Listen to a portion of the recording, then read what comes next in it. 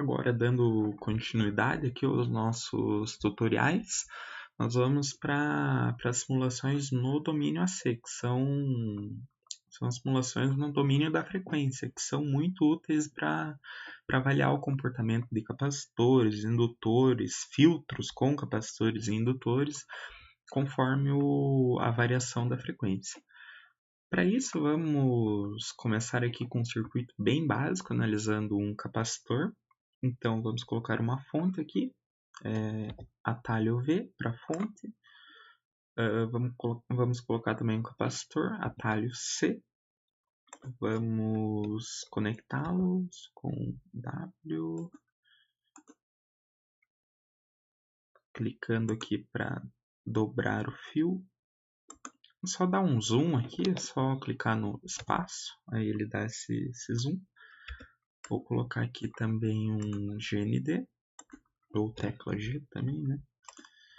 Aí, agora seria interessante, vamos levantar um pouquinho esse capacitor, tecla S. Levanto ele aqui um pouquinho, levantar essa fonte também. Então, esse nosso capacitor aqui vai ser de 1 microfarad. E essa nossa fonte aqui vai ser de 1 volt, mas não DC. Para esse tipo de simulação, a gente configura aqui em avançado. Aí nós colocamos aqui em análise AC, nós vamos colocar 1 volt. Ok, agora vamos configurar uma simulação desse modelo. Aqui na engrenagem, aí vamos selecionar AC. E vamos pegar uma do tipo octave. Então aqui pontos a gente vai colocar 1000 pontos. Vamos colocar também uma frequência inicial de 1 Hz e uma frequência final de 100K, talvez. Deixa eu dar uma olhada. 100K tá bom. Aqui só explicando porque o simulador não aceita muito bem se você colocar um 0 aqui.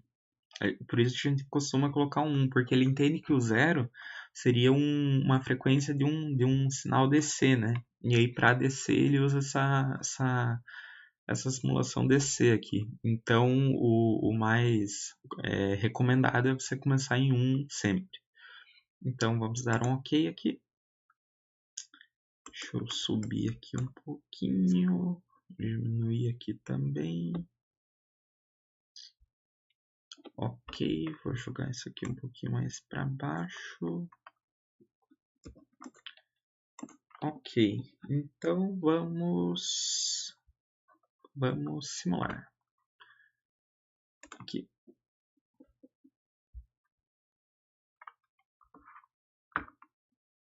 Aqui a gente pode ver a tensão aqui no capacitor.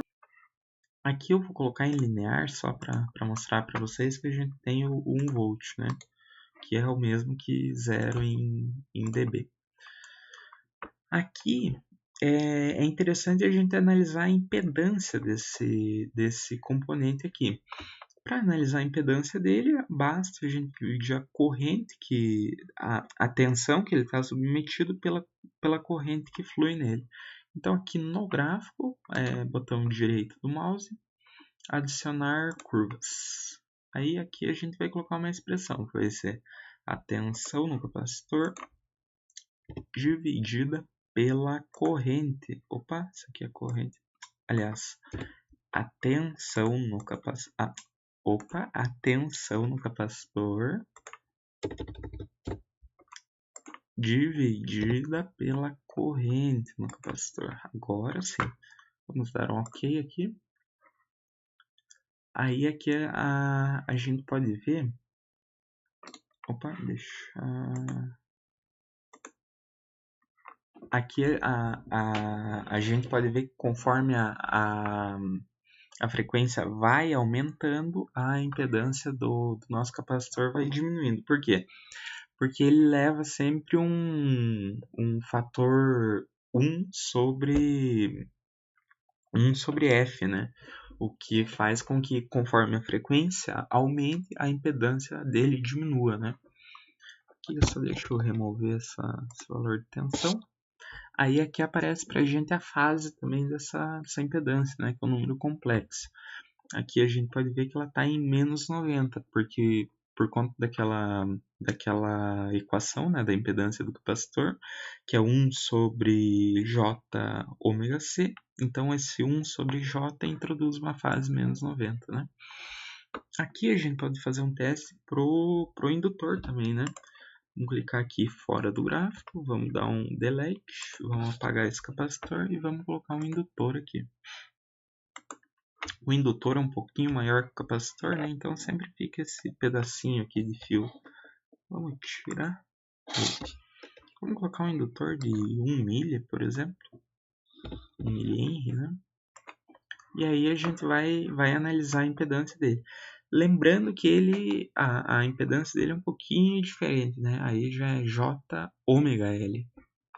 Então a gente espera uma fase mais 90 por esse J. E como o ômega, a impedância é diretamente proporcional à frequência, a gente espera uma curva da impedância que aumente conforme a frequência, né? Vamos simular aqui para confirmar isso.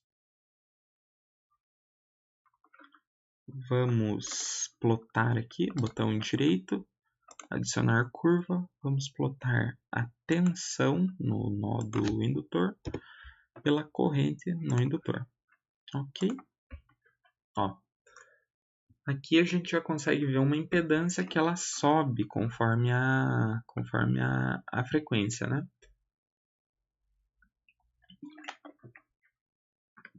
E aqui também uma fase de 90 graus. Aqui só fazendo um parênteses aqui sobre o uso da escala logarítmica, né? Que, por exemplo, você pode ver que aqui no eixo da frequência ele está em uma escala logarítmica. Isso para você ter uma compressão, para você conseguir ver os dados você vê com um detalhe melhor em baixa frequência aqui e em alta frequência ele fica mais amontoado aqui, né? Então aqui, ó, 1 Hz, 10, aqui você tem um espaço de 10 Hz, né? De 10 para 100 você tem um espaço maior já de 90, né, entre eles.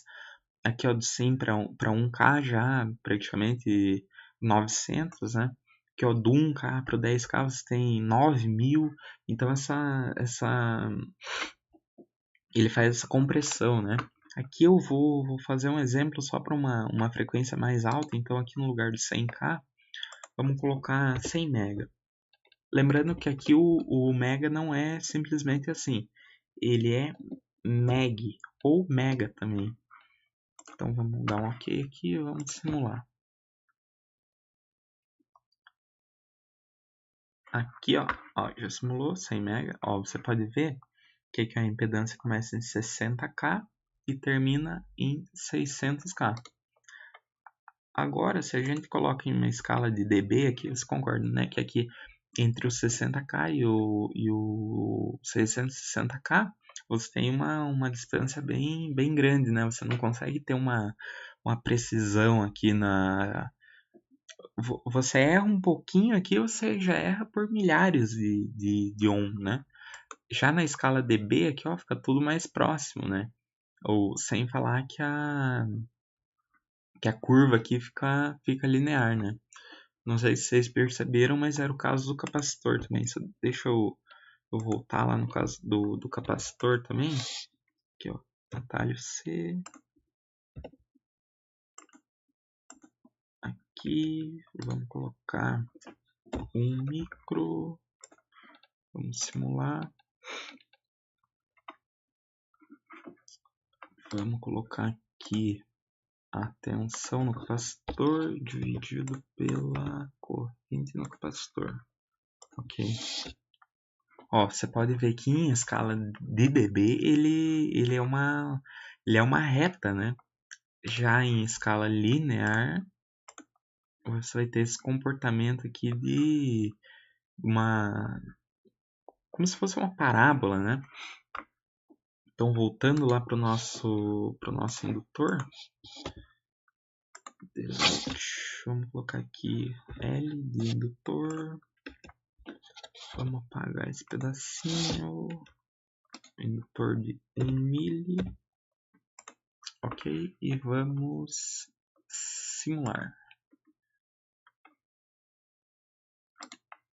Vamos colocar aqui de volta a tensão pela corrente. Ok. Ó, então, aquilo que a gente comentou, né? Em escala linear, você vai ter o comportamento de uma curva, né? E aqui em dB, você vai ter essa reta aqui, né? Então, agora que a gente já conhece o comportamento desses dois componentes, a gente pode dar uma olhada no uso deles em filtros, né?